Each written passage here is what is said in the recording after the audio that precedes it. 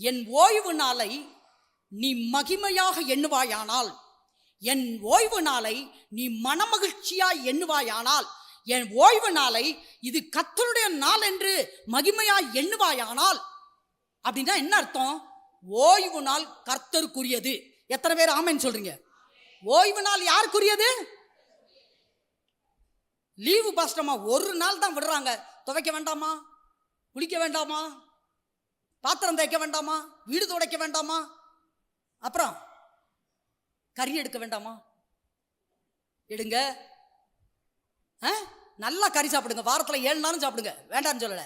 ஆனா ஓய்வு நாள் கர்த்தருடைய நாள், அது கர்த்தருக்கு உரிய நாள், அது கர்த்தருடைய நாள். அதை மகிமையாய் எண்ணுவாயானால் யாக்கோபுடைய சுதந்திரத்தால் உன்னை அதோட நிறுத்தல, பூமியில் உள்ள உயர்ந்த ஸ்தானத்துக்கு ஏறி வர பண்ணுவார். பொருளாதாரத்தில் மேல வருவீங்க.